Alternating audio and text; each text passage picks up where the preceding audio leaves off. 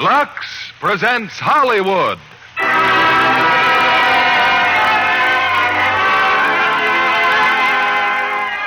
Lever Brothers Company, the makers of Lux Flakes, bring you the Lux Radio Theater. Proudly presenting Photoplay Magazine's Gold Medal Award picture, Sitting Pretty, starring Robert Young, Maureen O'Hara, and Clifton Webb. Ladies and gentlemen, your producer, Mr. William Keeley.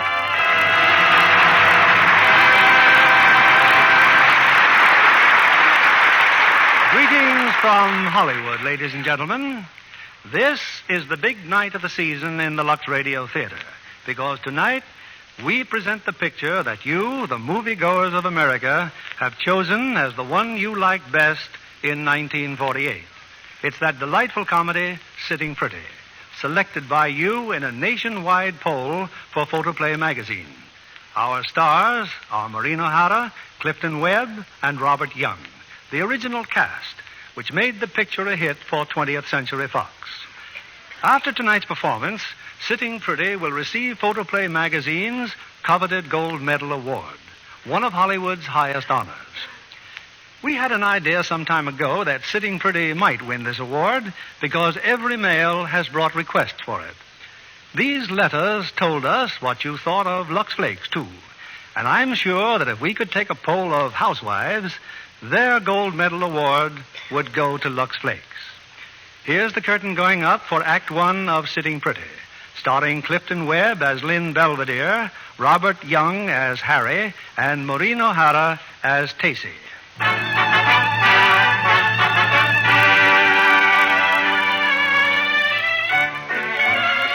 Hummingbird Hill is a typical suburban community where everybody knows a little more than just a little about everybody else.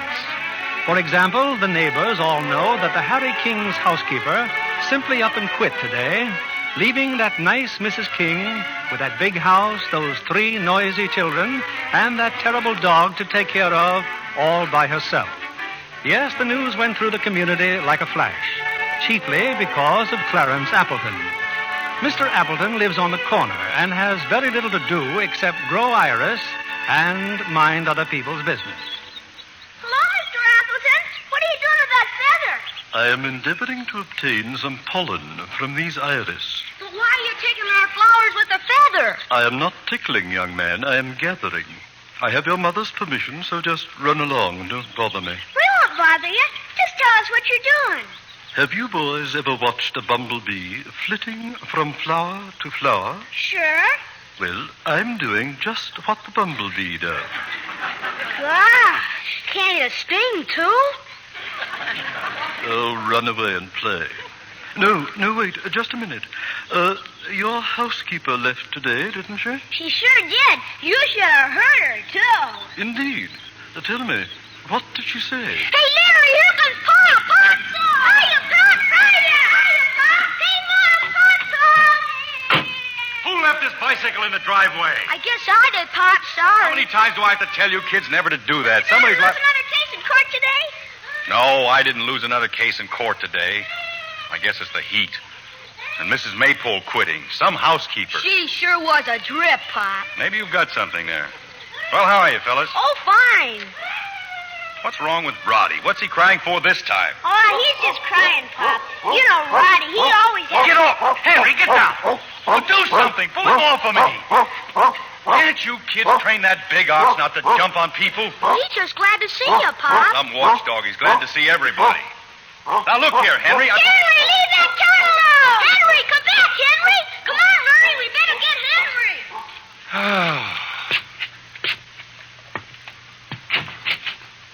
Harry.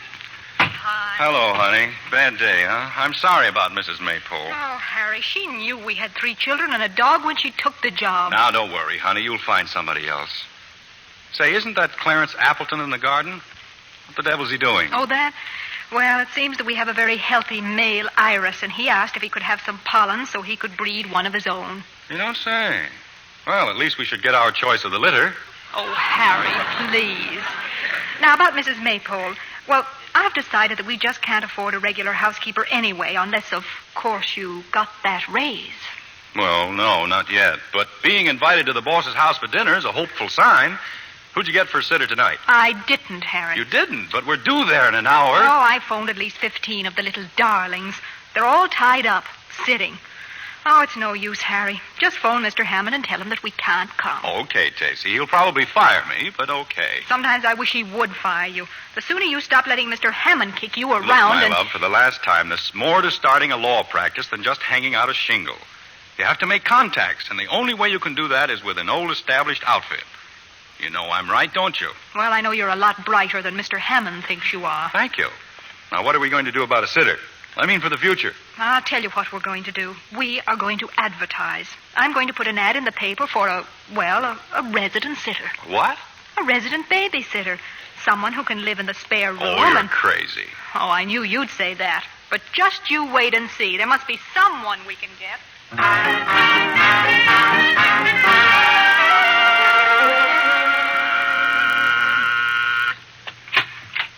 Mrs. King? Mrs. Harry King? Yes? Good evening. I am Lynn Belvedere. You're who? I'm the party who answered your ad in the paper. Lynn Belvedere. But you can't be. Why not? Have you ever seen me before? Oh, no. Of course I haven't. Very well, then. Well, this is quite a shock. You see, we advertised for a sitter and, naturally we thought you were a woman. In your letter... Your advertisement, madam, of which I have a copy, makes no mention of sex. Possibly not, but it was certainly implied. I need someone to help with the housework and sit with my children. Mrs. King, I happen to dislike all children intensely. But I assure you that I can readily attend to their necessary, though unpleasant wants. Sorry. I've just had a long and very trying journey in a day coach. May I see my room? Your room? But my husband isn't home yet. That, if I may say so, is a matter of complete indifference to me. I take it you're not retaining my services to sit with him. But he's at the station. He's looking for you. I left the station 20 minutes ago. Well, he's expecting a woman. We just assumed that you were a woman. You have made that painfully clear, Mrs. King. Now, may I please see my room? Why, well, I guess so. It's upstairs. Thank you. Hi, Mama. Boys, what are you doing still up? Now, go back to your room and go to sleep. Is he a babysitter? Gee whiz. Oh, these are my sons, Mr. Belvedere, Larry and Tony. The baby's asleep. Well, that's a blessing, isn't it? Mom, why is it a man? They seem to be quite fascinated by you, Mr. Belvedere. The fascination, I assure you, is not mutual. Gee whiz. Oh, this is the room, Mr. Belvedere. We tried to fix it up as nicely as we could.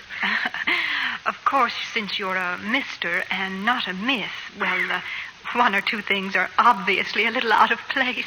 Flowers? Yes, I cut them myself this I'll afternoon. just drop them here in the wastebasket. For my work, Mrs. King, I require an atmosphere of spot and simplicity. And may I ask what your profession is? Certainly. I am a genius. Well, good night, Mr. Belvedere. Good night, Mrs. King.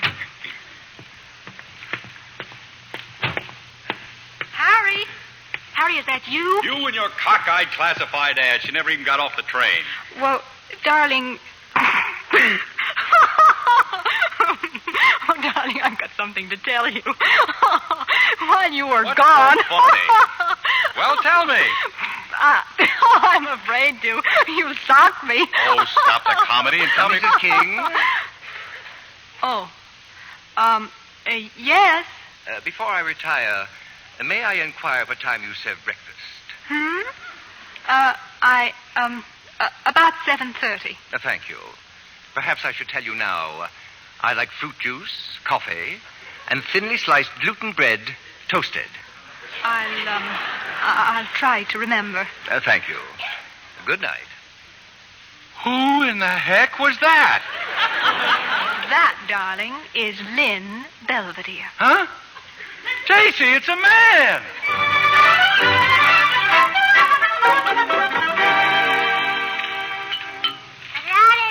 Harry, Must you read your paper at the breakfast table? Huh?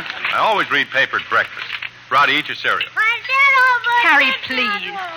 What are we going to do about Mr. Belvedere? Very simple. As soon as he deigns to join us at breakfast, I'm going to kick him out. Right on his ear.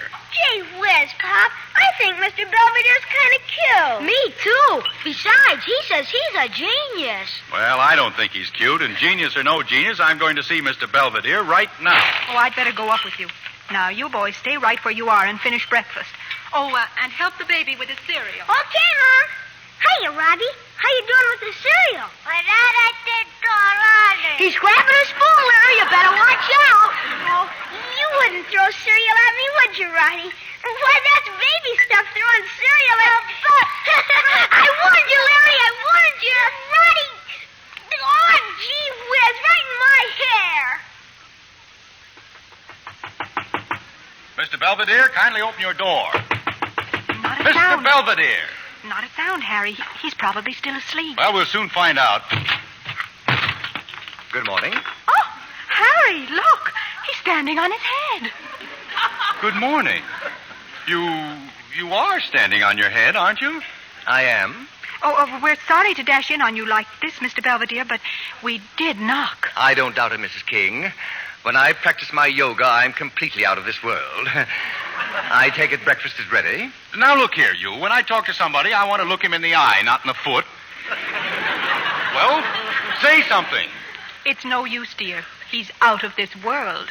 He told you so. Come on, Harry. That's so silly. I never heard of such a thing, standing on his head of all...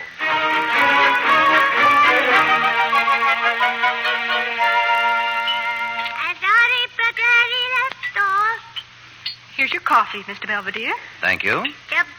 Oh, Roddy, no. Now put down that spoon.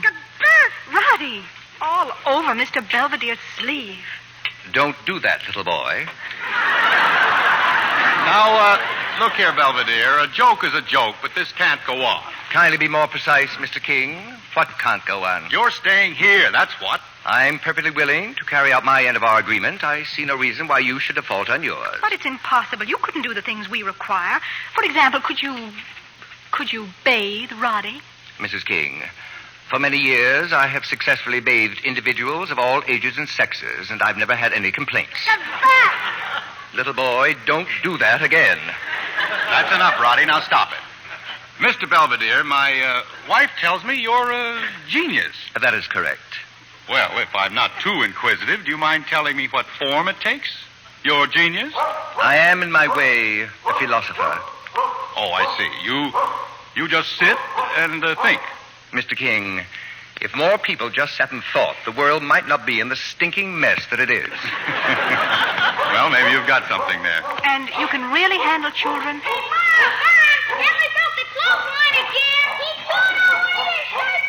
Henry, I believe you mentioned only 3 children. Henry's the dog. He's a Great Dane. Probably the only Great Dane in the country who would rather chew my shirts than chew a bone. I dislike dogs intensely, Mr. King, almost as much as I dislike children.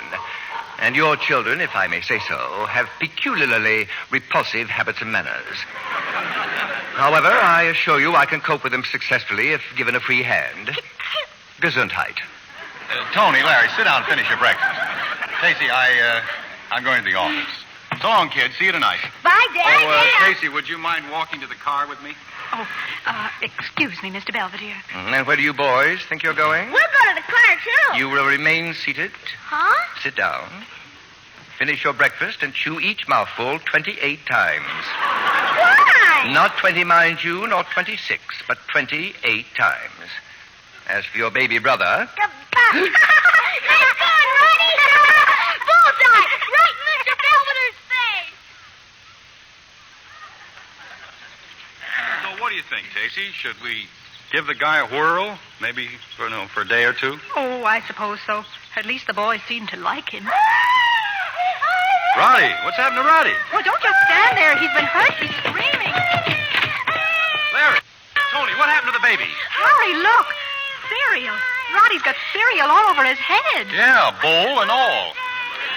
Larry, if you told Roddy to dump his cereal on his head, I didn't tell him anything, Pop. I was chewing my food. Yeah, me too. 28 times. Mr. King, As you can observe by the condition of my face and clothing, your youngest son has been pelting me with cereal ever since I sat down to this grisly meal. Huh? Therefore, I decided to teach the child an object lesson. You dumped cereal on his head? I did precisely that, Mrs. King, and you will note that he didn't like it. I guarantee that he will never throw cereal at me or anyone else again, ever. Mr. Belvedere, consider yourself hired. He's done that to me, too. You know, you've got something. I couldn't agree with you more, Mr. King. You might even say I've got everything.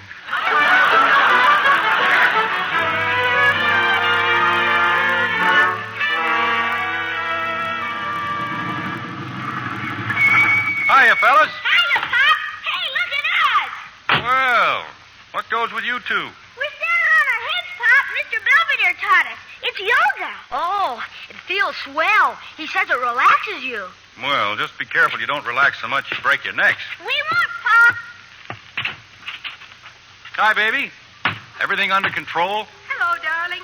Oh, Harry, he's terrific. He's got the kids out there standing on their heads. And they love him. They've been as good as gold all day. They've what? He gave Roddy a bath, and there wasn't a peep out of him. Well, I'll be... Hey, the dog, what's the matter with Henry? Is he sick? No, darling. But he must be. Look, he just woke in and lay down.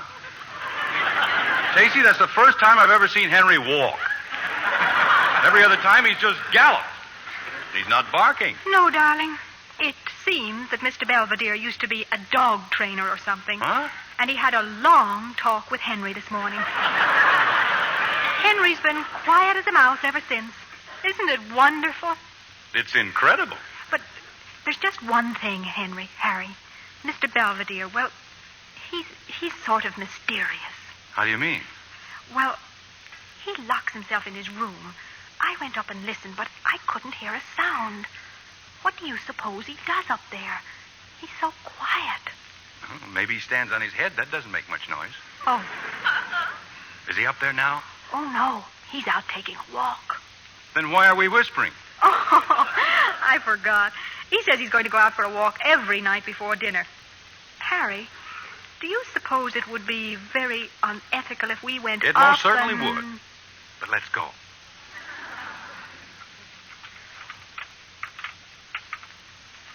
But I know it's the right key, Harry. Funny it doesn't work. Well, if it's the right key, it's got to work. Here, let me do it. You're wasting your time, Mr. King. Oh, hello. Good evening. Knowing human nature as I do, I suspected that you might try to snoop. This is a new lock on the door. But it can't be. I didn't order a locksmith. There was no occasion to, Mrs. King. I am an expert locksmith. And now, if you'll excuse me, I will see you both later at dinner. Harry, will you, Well, you'd better tell the boys to come in and wash. That won't be necessary, Mr. King. They're scrubbing their grimy little paws right now. I don't know, Tacey. He may be all right, but let's face it, he is a screwball. Well, a little eccentric, maybe, but... Are you, Father? Father? Since when am I father? Pardon me, sir, but I wish you'd see if Tony and I are good and clean. Are we, Father? Mr. Belvedere says that cleanliness is next to godliness. Well, dear, need I say more? I guess he stays, Tacey.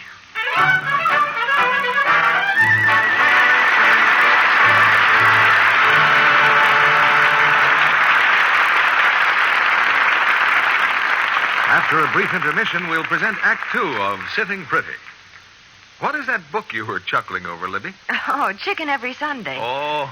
20th Century Fox has just made a movie of it, and the picture was so funny, I wanted to read the book and laugh all over again. I think Dan Daly is great as the dreamer looking for Easy Street. And Celeste Holm makes such a practical wife. She loved the chance to play such a natural role. Life in Mother's boarding house provides plenty of human situations. I remember the scene in Chicken Every Sunday where Celeste is washing dishes and Dan insists on taking over. Well, they had a good many retakes on that to get it just right. Celeste washed quite a pile of dishes, all told. And she was very pleased that the studio gave her Lux Flakes to do them. What could be more natural? Millions of women who care about their hands never use anything else for dishes. Lux Flakes are so mild and gentle, they don't redden or roughen hands.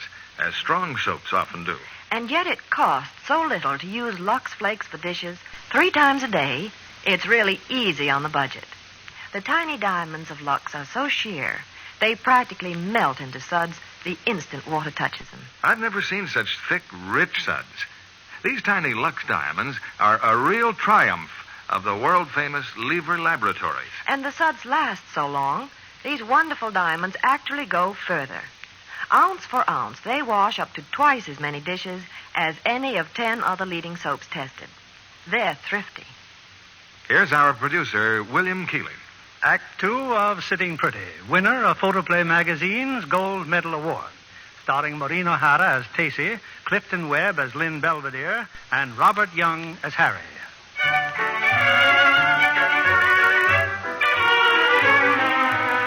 Well, you just wouldn't recognize the King household anymore. Peace and serenity, like a halo, have settled over the little family. A blessing directly traceable to the gentleman in the spare bedroom, Mr. Lynn Belvedere. Now, on a wintry Sunday morning, Mr. Belvedere returns from a little visit downtown. Rounding a corner, he encounters the community gossip, Clarence Appleton. Why, it's Belvedere. Good morning, Belvedere. You will kindly address me as Mr. Belvedere until I grant you permission to drop the title. A contingency which seems hardly likely, Mr. Appleton. Well, really, I intended no offense. Tell me, Mr. Belvedere, are you completely happy with the Harry Kings? Only an idiot is completely happy anywhere. But I understand those dear little boys are devoted to you, and that Mrs. King considers you quite the treasure. Indeed. Oh, my dear mother is very anxious to make your acquaintance, Mr. Belvedere. Perhaps you could drop in on your next afternoon off? I am not a servant, Mr. Appleton. My afternoons are always my own. Oh. Well, in that case, drop in any time for a glass of sherry. I dislike sherry as much as I deplore the habit of dropping in on people uninvited. But, Mr. Belvedere, I am inviting you. And I, sir, am declining. Good day. I don't know why we've got to be so particular, Tacy. I just thought we could surprise the kids with a snowman. If we're making a snowman, let's make it properly.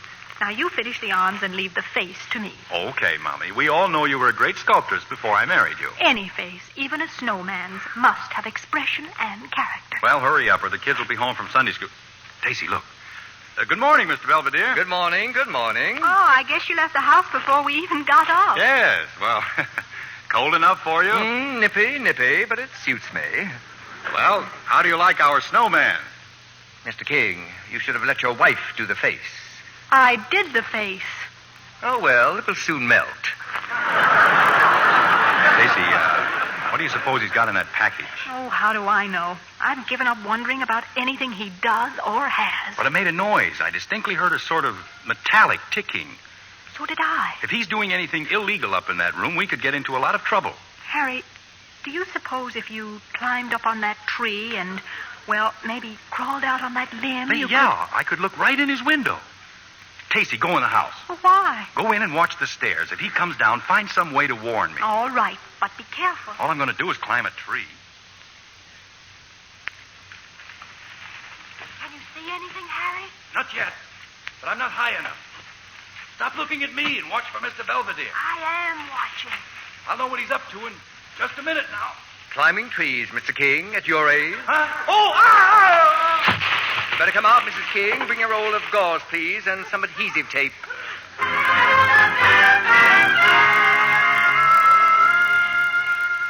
Ow, ooh, take it easy, will you? That's my wrist. Kind of keep still. You're lucky that no bones were broken. I must say that's a very professional bandage, Mr. Belvedere.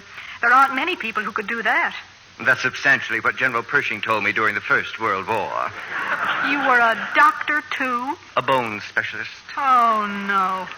Is there anything you haven't been? Yes, Mrs. King. I've never been an idler nor a parasite. Or have I ever climbed a tree to look into someone's bedroom. Now, Mr. King, how does your wrist feel? I guess I'll live. I hope it's better by tomorrow. I've got to go to Chicago. Indeed? I thought I told you, Mr. Belvedere. Yes, he has to go to Chicago on business. You'll have nothing to worry about, Mr. King. I shall endeavor to pinch hit for you at every available opportunity. Well, thanks. That'll be just... Tacy, am I hearing things? Something squeaked. Why, yes, I heard it too, like a bird. That's precisely what you heard. The twittering of a bird. The cage is in the living room, Mrs. King. Where on earth did it come from? That was my package, which you and Mr. King stared at so pointedly a little while ago. I'm opposed to the practice of exchanging gifts at any time, but since you were gracious enough to give me 3 pairs of excellent woolen socks on the occasion of my birthday, I tried to get something for your anniversary that would give pleasure to your entire family. In brief, a canary bird. Oh, how very kind of you. Thank you, Mr. Belvedere. Oh, he's beautiful. Does he sing? Not yet, but I shall teach him.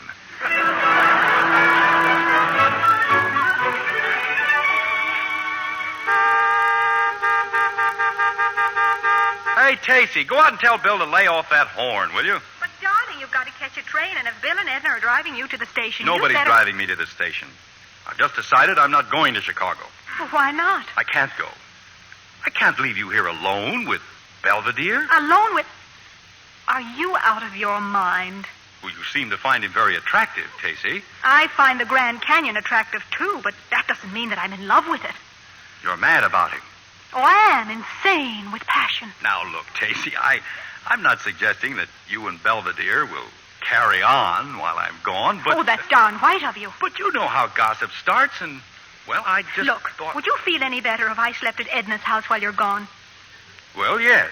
Yes, I would, definitely. The kids won't like it. Well, I'll break it to them gently when they get home from school. You, sure you don't mind? Certainly I'll mind. But every night I'll go over to Edna's and Bill's. Now pick up your bags, darling, and beat it. You don't want to get a kiss? No. I'm a one-man woman, and my heart belongs to Belvedere. Oh, for heaven's sake. I'm coming, Bill. So long, honey. You should be very gratified, Mrs. King. Oh, Mr. Belvedere. If you'll permit the observation, I believe your husband was actually jealous in his sophomoric fashion. Mr. Belvedere, don't you consider eavesdropping a bit unethical? Unethical, but fascinating. I particularly enjoyed your comparing me to the Grand Canyon. Now, there's rugged grandeur. You'll pardon me, Mrs. King. It's time I gave Roddy his bath.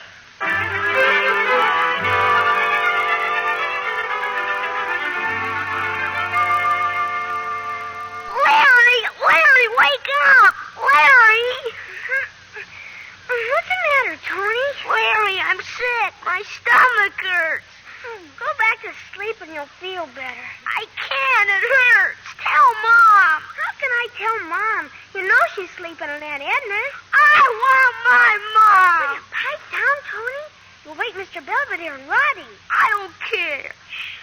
Look, Tony, I know. Why don't you stand on your head the way Mr. Belvedere taught it? I already tried, but I only threw up. Okay, Tony. I'll wake Mr. Belvedere, but I'm warning you, he won't like it. You kindly stop moaning, Tony. You requested your mother's presence, and I've already telephoned for her. She'll be here in a moment, and Larry, put that bottle down. Tony said he wanted a drink, Mr. Belvedere. A drink of gin? Can't you read, young man? The label on that bottle clearly says distilled London dry gin. Oh, that. It really isn't gin, Mr. Belvedere. The regular water bottle got smashed. It's just ice water. When your mother arrives, she can drown him in ice water as far as I'm concerned. Until then, put the bottle down. Oh, are you sure you called the right number, Mr. Belvedere? Kindly credit me with enough intelligence not to lose my head in a crisis. If I'm not mistaken, and I never am, there's a car turning down the corner right now. It's all right, Tony, darling. It's all right. There now, back in bed and go to sleep. You'll be fine in the morning. Gosh, Mama, thanks for coming.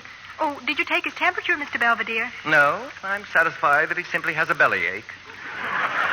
No more, no less. Oh, well, he feels nice and cool. I assure you I could have handled the situation perfectly well myself, only the child expressed a maudlin desire for his mother. Well, I'm glad you did, Tony. Are you going to sleep here, Mom? No, dear. I'm going right back to Auntie Edna's. Oh, and by the way, Dopey, the next time you find a package of chewing gum, be sure it is chewing gum. Good night, darling. I'm sure he'll go right to sleep, Mr. Belvedere. Whereas I should be plagued with insomnia. I also hope you'll forgive my appearance. I don't usually rush through the streets in the middle of the night in a bathrobe and... Whoever could that be? If you go to the door, you need not conjecture. Oh. Mr. Appleton. Please pardon the intrusion, Mrs. King, but I noticed all the lights go on, and knowing your husband is away, I felt constrained to dash over to see if anything was wrong. No, thank you, Mr. Appleton. Everything is fine. Oh, well, just a neighborly call, you might say, to offer my services if needed. I can see that they're not. And how did you know our lights had gone on? Did you borrow your mother's binoculars, or were you perhaps looking for pollen on your iris? Put down that bottle, Mr. Belvedere. I shall, Mr. Appleton. I merely intend to have a drink. Well, I can see that I'm not needed here. Your vision is remarkably accurate. Evil-minded little worm. Mrs. King, do you know anyone who has a beehive? A good swarm of bees could ruin his iris. I know. But how could you get them to swarm? Now, don't tell me you were also a beekeeper. That is correct. Well, good night, Mrs. King. Good night, Mr. Belvedere.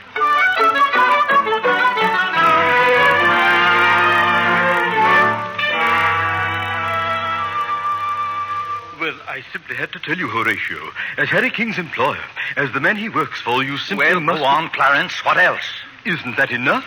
There I was, calling on an errand of mercy. Belvedere in his pajamas, and Tacey King in a negligee, cavorting about and guzzling gin.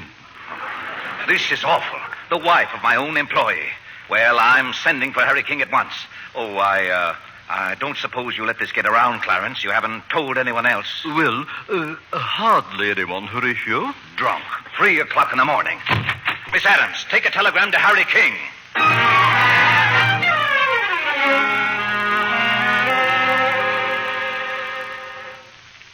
Now, if you'll just hold that pose, Mr. Belvedere. Oh, you're not getting bored, are you, Edna? Bored? I'm having a wonderful time. But I do have to run along. You may not have known it, Mr. Belvedere, but Tacey used to be quite a sculptress. It's possible. And I think it's very sweet of you to pose like this and give her a chance to practice. My motives, Mrs. Philby, are not entirely unselfish. Someday they will need a bust of me in the Hall of Fame. The only virtue you lack, Mr. Belvedere, is modesty. I do not consider that a virtue. Oh, I do. Harry is very modest. Your husband has a great deal to be modest about. Don't let him get you down, sweetie.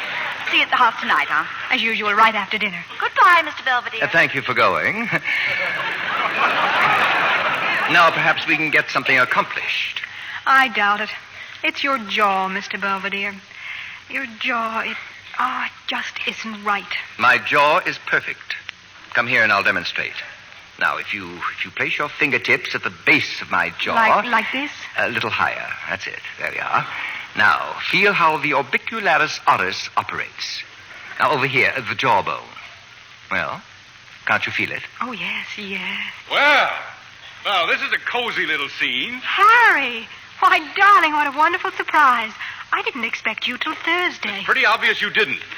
Would you mind telling me just what you two were doing? I was permitting your wife to massage my larynx. And I might add, Mr. King, that your greeting to Mrs. King is scarcely cordial. I'll greet my wife any way I like. Harry! I came back from Chicago because Mr. Hammond sent for me. I just came from his office with my head so full of gossip that I don't know whether... Gossip? What gossip? About you and Belvedere. Now, look here, Tacey. Stop raising your voice. I'll raise the roof if I want to. Tacey, look, I'm willing to believe that all these rumors about a drunken orgy with Belvedere are somewhat garbled, but... So that's it. The fine hand of Clarence Appleton. But my gosh, Tacey, just now when I came into the house, you were practically holding Belvedere in your arms. She was merely feeling my bone structure. You shut up and listen. I am listening. All I can hear is a typical suburban husband reacting in a typically stupid and stuffy manner to a typical tempest in a teapot. He's right. And as for that drunken orgy, Tony got us all up in the middle of the night with a stomach ache.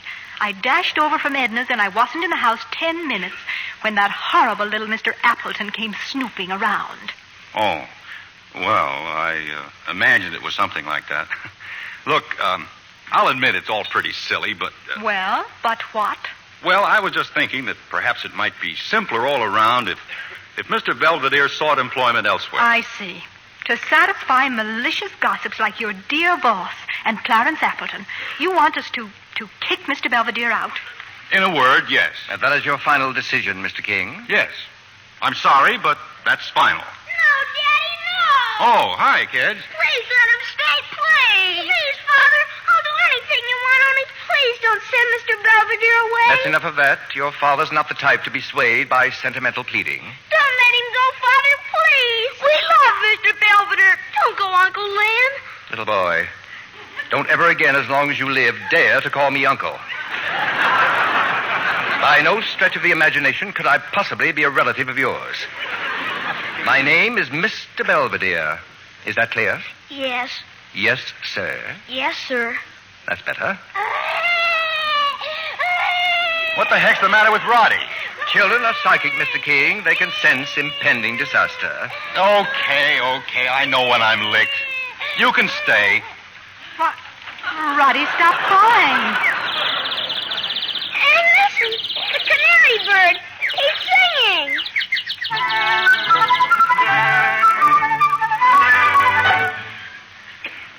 You, sent for me, Mr. Hammond? Yes, Harry, I did. Sit down, Harry, sit down. Harry, how long is it since you returned from Chicago? Oh, about a month, Mr. Hammond. A month. Harry, the firm of Horatio J. Hammond and Associates has a spotless name in this community. Absolutely spotless. Yes, I'm sure it has. And as I told you about a month ago, I consider it mandatory for all connected with this firm and their wives never to incur the slightest gossip of a scandalous nature. Oh, now, wait a minute. If you're still harping about those stupid rumors... I do not harp. Harry, where was your wife last night? Now, look here, Mr. Hammond. This has gone far enough. I agree with you.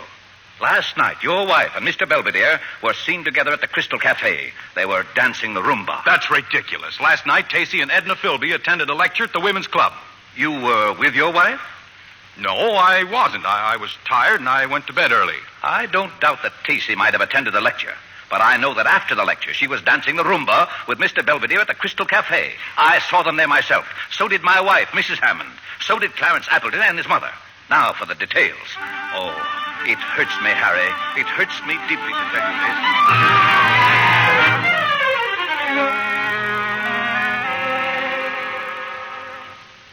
Harry, we're in the kitchen, darling. Mr. Belvedere is making the most delicious salad. I'm glad he's here. What I've got to say is for both of you. Tacey, why didn't you tell me you were out dancing with this man last night? Now, what have you heard? Answer my question. Why didn't you tell me? Well, I tried to tell you when I got home, but you were so sleepy and disagreeable you wouldn't listen. Then why didn't you tell me this morning at breakfast? I can be sleepy and disagreeable, too. Mr. King, our meeting last night was purely coincidental, but most enjoyable. Then you admit it. Certainly. Moreover, he rumbas like a saint. I don't care if he dances like Arthur Murray. You may be interested to know, Mr. King, I taught Arthur Murray. Now look, Casey. Your conduct is making me the laughingstock of Hummingbird Hill. Why, Mr. Hammond said, stop shredding that lettuce. Life must go on, Mr. King. Well, it's not going on with you in this house. Harry, I think you'd better pull yourself together. After the lecture last night, Edna and I went to the Crystal Cafe for a cup of coffee. It just happened that Mr. Belvedere was there. Go on, Tacey. He was kind enough to dance with me. Then we each had a cocktail. We weren't Dutch, Mr. King. I have neither the means nor the presumption to buy cocktails for other men's wives. So suppose you apologize to both of us now for this absurd... Apologize? I should apologize because of your indiscretions? Very well, Harry. Until you come to your senses and stop letting Mr. Hammond run our lives, I'm going to take Roddy and go home to Mother. Go right ahead. It's perfectly all right with me. Oh, Harry. It would be difficult to tell which of you is behaving more foolishly, but I think you have a slight edge, Mr. King. You keep out of this. Well, I thought you were going home to Mother. Very well, if that's the way you feel about it. Satisfied, Mr. Belvedere? You've just smashed my home. Stupidity never gives me satisfaction, Mr. King. Your wife is right. You owe her an abject apology. I've half a mind to punch you right on the nose. It takes half a mind to resort to such measures. Why, you... Oh, my hand. I believe you've splintered the door, Mr. King. I neglected to tell you that in my youth I was quite expert in the art of fisticuffs. Get out of here. Yes, Mr. King, yes. I think perhaps it's time I left.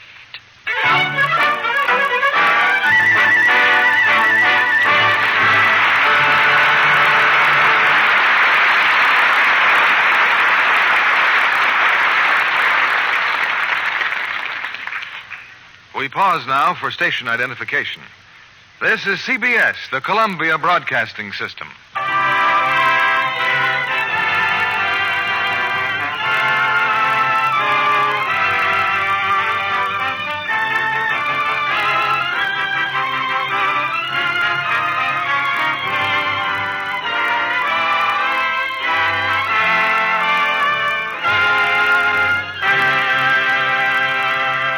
Before we bring you Act 3 of Sitting Pretty, I'd like to have you meet our special guest, Helen Westcott, an ambitious young player who spends her free time as well as her working hours on the 20th Century Fox lot.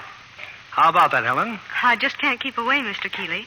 I get a real thrill out of watching the stars work. Then, if you saw A Letter to Three Wives being filmed, you had a chance to watch three stars at once. Yes, I did. Linda Darnell is wonderful, the perfect glamour girl. And I think Ann Sothern is absolutely right for a smart, successful career wife. Jean Crane has the most sympathetic role, perhaps, as a young wife who doesn't know how to live up to the country club crowd. It was exciting watching those big country club dad scenes in A Letter to Three Wives. But they worked on them so long, I felt sorry for Jean. She said her nylon stood up better than she did, under the strain of so much dancing. I'm sure Lux Flakes had something to do with that, Helen. Oh, you're right, Mr. Kennedy. The wardrobe girl told me it's a rule of the studio always to use Lux Flakes for stockings, just as they do for everything washable. These tiny diamonds of Lux are a real economy.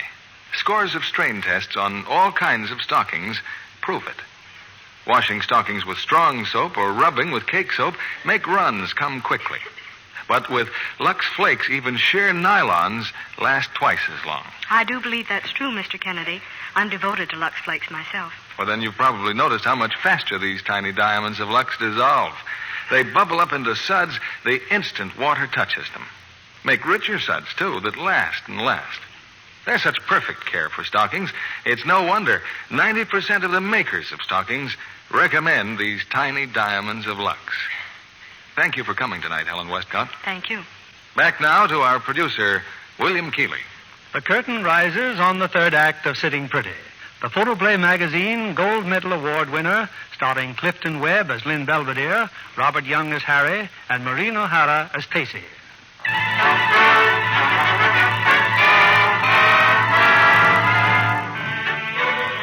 For 10 days now, Hummingbird Hill has had plenty to talk about. Tacy has taken the baby and rushed off to her mother's.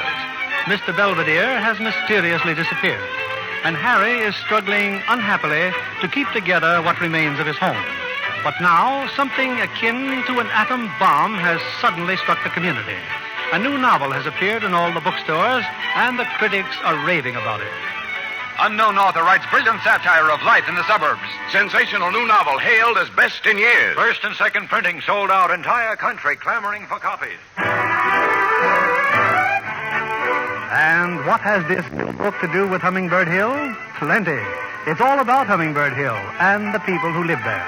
And the author, of course, is none other than Lynn Belvedere.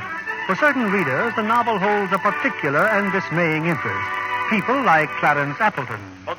Mother, have you read the second chapter? It's all about me and about you, too. Do you see what he calls us? He calls us... Mother, speak to me. It's Clarence. It's your boy, Clarence. Mother!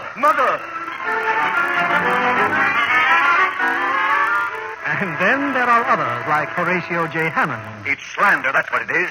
Get Harry King in here right away. Bring me every book we have on libel laws. Why, I'll sue to the highest court in the country. The whole town will sue. He's made fools of every one of us. Yes, Lynn Belvedere has used Hummingbird Hill as the background for a wonderfully witty book. And Hummingbird Hill is speedy, all except a few residents, such as Edna Philby and her husband, Bill. How is she coming to the phone? Well, what is the object? What's the matter? Can't they find Tacy? Hello, Tacy? Hello? Hi. Oh, Tacy, how are things at home? Oh, you Edna. Nothing's happened to the of course not. They're fine. But everyone panic. Well, it seems your precious Mr. Belvedere has written a book. All the time he was living with you, he was collecting notes on Hummingbird Hill. You knew that's what he was doing? Oh, no. I mean, I've seen the advertisements for the book, but it's all sold out here in Fort Wayne. Well, go on, Edna. Tell me what's happened. Well, in the first place, Harry's just been fired. But why? for harboring Belvedere under his roof. Hey, tell her about me. Oh, yeah. And when Bill tried to stand up for Harry, old man Hammond fired Bill, too. Oh, my gosh. And you know what they're going to do this afternoon? Some movie company's going to make a newsreel right at your house. A newsreel? Uh-huh. They're bringing Belvedere back to get some intimate shots of the master at the scene of his triumph. Edna, put Harry on the phone. I've just got to speak to Harry. Well, I'm sorry, Tacy, but we don't know where Harry is. Well, what's happened to him? Oh, probably nothing. He's probably just out somewhere looking for a nice soft shoulder to cry on. Bill says that he... Tacy! Hello! Well, the part about the nice soft shoulder must have worked, Bill. 10-1, Tacy takes the first plane home.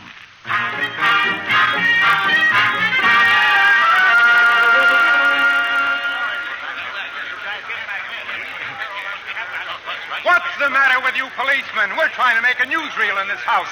Can't you keep that mob quiet out there? We're doing our best, Mr. Billingsley. There must be 2,000 people out here. Half of them want his autograph and half of them want to kill him. Exactly the type of reaction I anticipated. Well, I guess we're ready to shoot, Mr. Belvedere. Now, I'll be behind the camera, and I'm going to ask you a few questions. So just be perfectly relaxed, and I'll... Young man, I need no instructions. I have directed many pictures. I'm sorry, I didn't know that. All right, boys. Quiet. Quiet, please. Roll them. Now, Mr. Belvedere, tell us, how did you write this book? I wrote it with a quill. Oh, that's very important. Who is that? Well, what's that? You're not supposed to let anybody... Officer, I live here. I guess I can go into my own house. I don't know, lady. Hey, Chief, she says she lives here. Let her in, then. Oh, you're Mrs. King, huh? I most certainly am, and if you try to stop me, I'll sue the police You department. might as well, lady. Everybody else in town has got a lawsuit. Let her through, Al. Mom, it's Mom! Tony, look! Larry, Tony. Oh, you darlings. Oh, I missed you so much. Where's Daddy, Mom? Oh, I left him with Auntie Edna. Oh, it's so good to see you. Where's Daddy? He's inside, Mom. They're letting him watch the movie. Well, we're going to watch, too. Come on.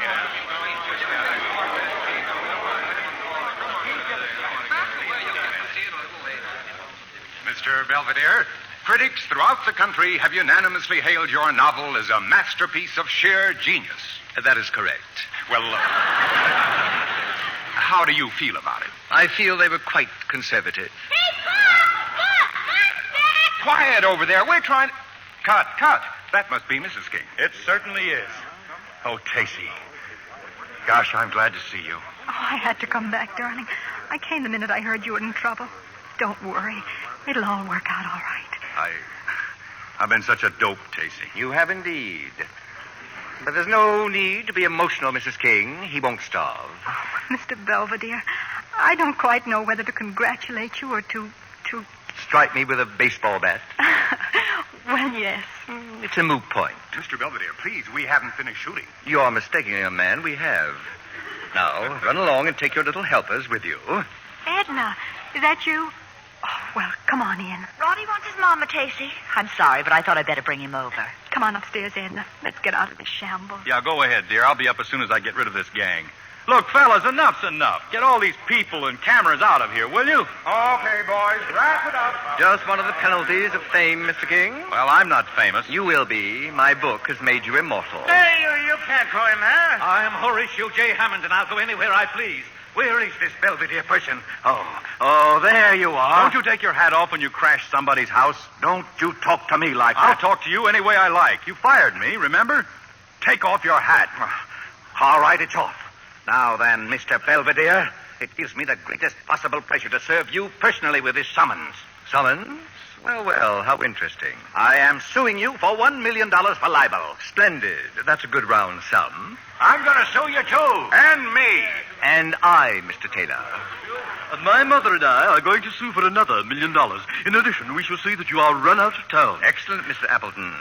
Such notoriety will cause the sale of my book to soar even higher, if that is possible.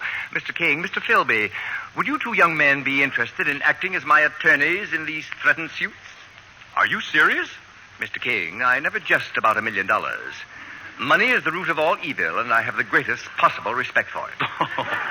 Okay, Mr. Belvedere. We'll be very happy to defend you. I'll say we will. The law firm of Philby and King will be open tomorrow morning. And they'll have their work cut out for them because we intend to sue not only you, but everybody who supplied you with this libelous information. Excellent idea, Mr. Hammond. You should always go to the source. I intend to. Has it occurred to any of you gentlemen who that source might be? Who is the person who knows all about everyone in Hummingbird Hill? Who is the one that for years has made a repulsive habit of snooping and gossiping about his neighbors? Who is it among us, for example, who knows all our little peccadillos with girls in florist shops? The girl was merely delivering flowers to that motel. And they were not orange blossoms, Mr. Taylor, were they? And you, Mr. McPherson? Why, you've caricatured me in this book as a drinking man. It is not I who counts the empty bottles in your trash can, Mr. McPherson. Just one little moment. Are you insinuating that I... I let the chips fall where they may, Mr. Appleton. But I am not And the Mr. one... Hammond, who is it that takes a habit of reading his neighbor's mail, their mail? Oh, this is outrageous. Are you suggesting that I have been your collaborator? Don't be so presumptuous. Let me put it in terms that even you will understand. You, Mr. Appleton, have spread the pollen. I have reaped the harvest. But this is fantastic. I have been more grossly maligned in this book than anyone. It is only poetic justice that a stool pigeon should be roasted. So you were the one, Appleton. No, Horatio, let us not be hasty now. Why, you little weasel. Horatio, no. Let me alone. Mother, help. Mama!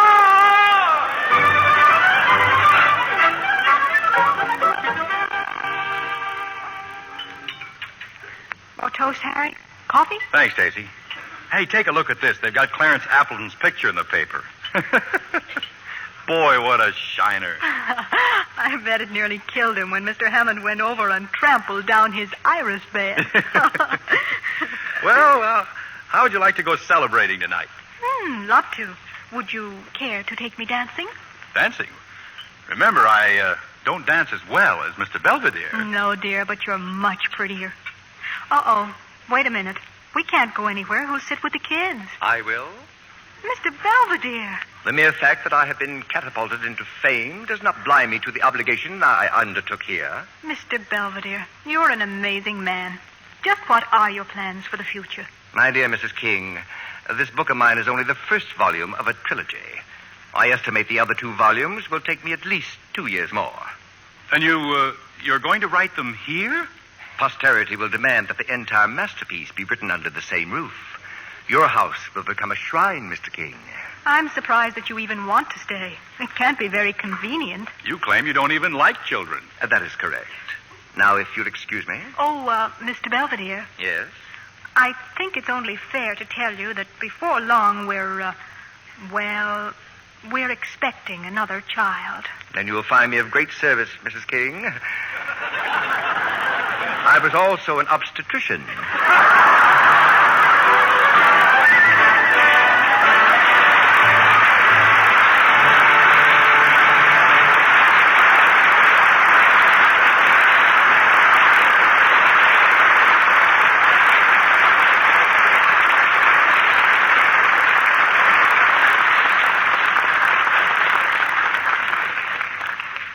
Our stars will return for their curtain calls in a moment.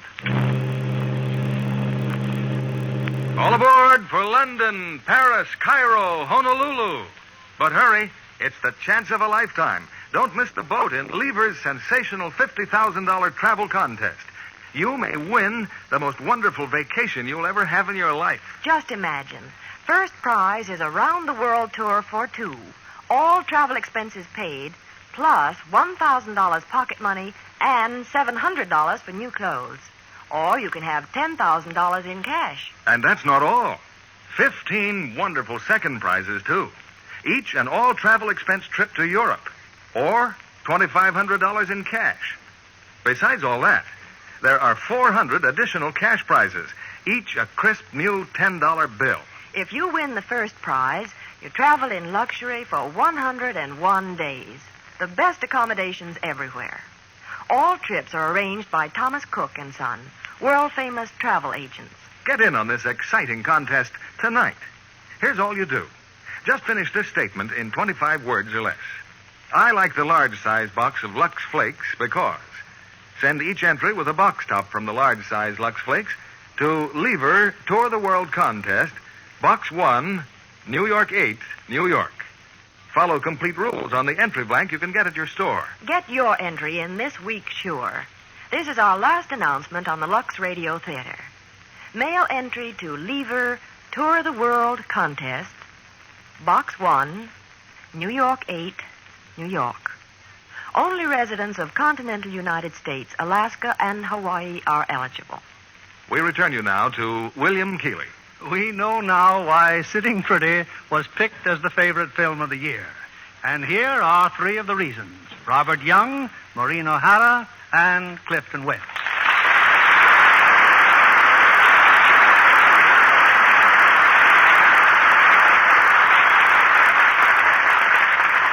Bill, we'd all like to tell the audience how pleased we are by their selection of Sitting Pretty. And I think Clifton Webb deserves a special credit for his portrayal of Mr. Belvedere, which has won him a nomination for the Academy Award.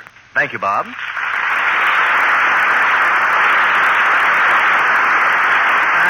now, of course, 20th Century Fox has starred Clifton in a sequel to Sitting Pretty. The new film is Mr. Belvedere Goes to College. Imagine me in college, the all-American tackle of 1949.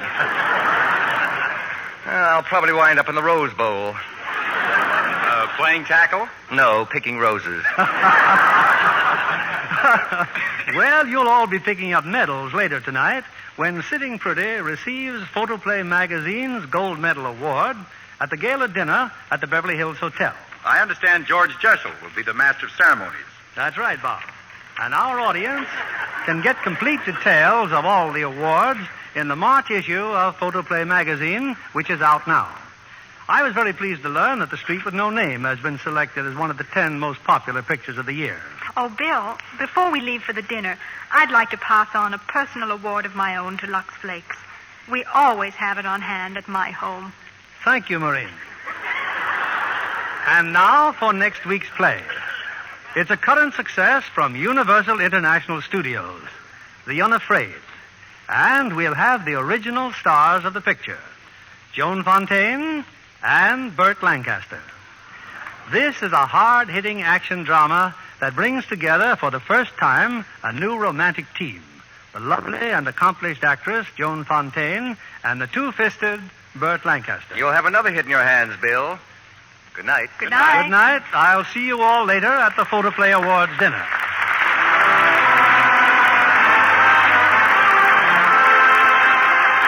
Lever Brothers Company, the makers of Lux Flakes, join me in inviting you to be with us again next Monday evening when the Lux Radio Theater presents Joan Fontaine and Burt Lancaster in The Unafraid.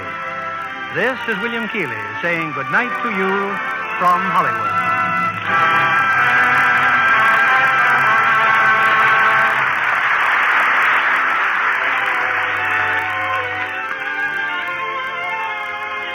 Maureen O'Hara appeared through the courtesy of 20th Century Fox, producers of Down to the Sea in Ships, starring Richard Widmark and Lionel Barrymore. Heard in tonight's cast were Gail Gordon as Appleton, Ed Begley as Hammond, Frances Robinson as Edna, and Donald Randolph, Johnny McGovern, Jeffrey Silver, Eddie Marr, Bill Johnstone, Ken Christie, Bob Griffin, Cliff Clark, George Neese, Leon Ledoux, and David Light. Our play was adapted by S.H. Barnett, and our music was directed by Louis Silvers. This program has come to you with the good wishes of the makers of Lux Flakes, the safe, gentle care recommended 33 to 1 by makers of nice washables. We appreciate your many friendly letters telling us of your own experience with our product, and we value your comments and suggestions on plays you'd like to hear. Be sure to join our coast-to-coast listening audience every week for the best in dramatic entertainment on the Lux Radio Theater. This is your announcer, John Milton Kennedy, reminding you to join us again next Monday night to hear The Unafraid, starring Joan Fontaine and Burt Lancaster. Stay tuned for My Friend Irma, which follows over these same stations. This is CBS, the Columbia Broadcasting System.